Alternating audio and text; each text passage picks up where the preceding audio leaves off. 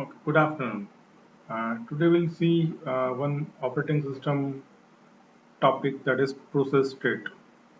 We have already learned, or we have already seen what do you mean by a process, but just before starting this process state, I'll just explain you one or two things. First is program.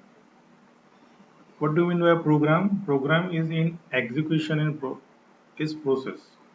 So whatever is in, if you have a program that is just a text file, if that program is in a main memory, we want to try to execute that, it will become a process. Now, when you have a process, that process is executing on a main memory or executing on your with the help of your operating system, and it will give you some kind of output. Now, during this process or during execution of your process, it may change its states. There are several states in program process. We'll see that state first. And process state means that whatever is current activity of the process is happening, that is known as state. Now we'll see there are five states of process. The process may be in the following five states during execution. One is new, second one is ready, third one is running, fourth one is waiting, and fifth one is termination. Now just we'll try to understand this five topics or five states one by one. First one is new. Now what is new? Means when you create a process, that process is known as a in new state. Okay. So when you have a program which is just a text file, when you load that program into main memory for execution, it will become a process, and when this thing happened, it is considered as a in a new state. The second one is ready state. When your process is created, automatically it will be in a ready state. What do you mean by ready state? It is waiting for a processor. Means what? Okay, it is waiting for a processor to be assigned. Means it is ready now. Whenever the as per your scheduling, whenever it will go for execution, before that it will be ready. Means your process is ready for execution. Third one is running. Now your process from ready state, it will go to the running state. What do you mean by running state? Now as per scheduling algorithm, it will go to the running state, and now your process is executing, and whatever things that you have to do with the help of that process will happen. Now the fourth one is waiting state. Now what do you mean by a waiting state? Waiting state means what? Okay, suppose your process in a running state and some high priority process will come. In that case, what you have to do, or what the operating system has to do, they have to stop the current process, and they have to start the high priority process first. In that case, what happens? Your running process will go to the waiting state. Waiting state means what? It will wait for his turn or its turn. Right? So process is waiting for some event to occur, like input output event, or maybe high priority process come into the current process, and so it will go to the waiting. Now what do you mean by input output event? Means during the execution of process, you need say for example input output from user, input from user. In that case, it will go to the waiting state. Your waiting stage process will go again to the ready state, and from ready state again it will go to the running state, right? And if everything is fine, what happen in that case? Now it will go to the termination state. Termination means what? The process has finished its execution.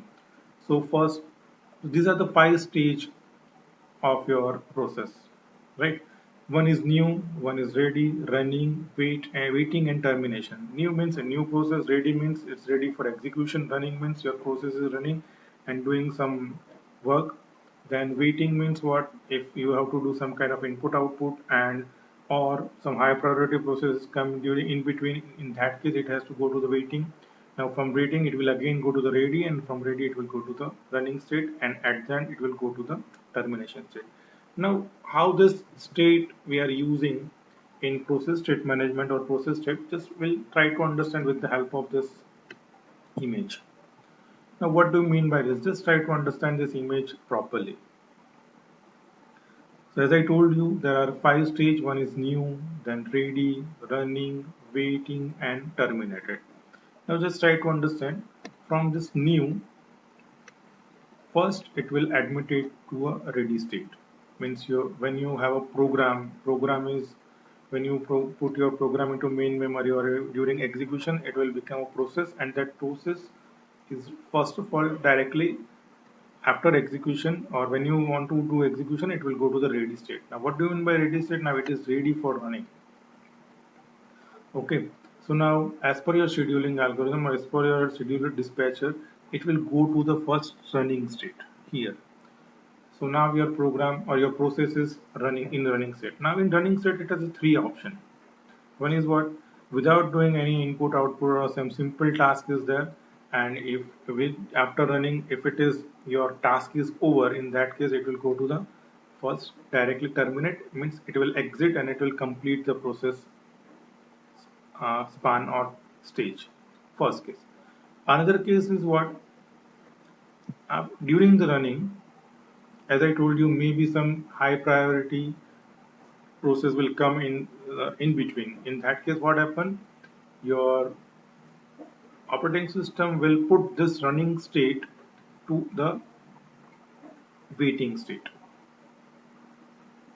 right? Sorry, running state to if some interrupt occur, in that case what happen? It will again put it into waiting, so it is again go to the ready state.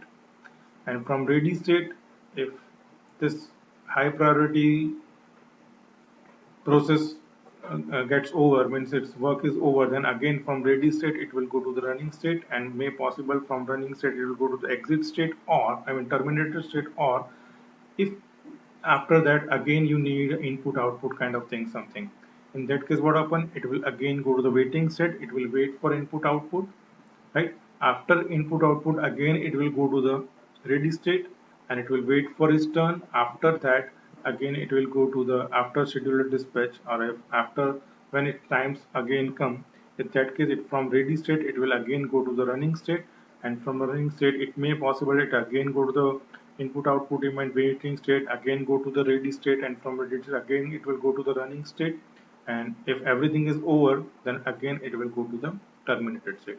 So what happened in this case? From new to ready, ready to running, running to maybe exit, maybe some interrupt occur, again it will go to the ready, from ready to it will again go to the running state. After running state, some input output occur, event occur, in some cases may possible that it will go to the waiting state. After waiting state, if input output is over, in that case again it will go to the ready state, and from ready state it will go to the running state, and from running state it will go to the terminated state. So that way the whole process state will execute. I hope you understand this point very well.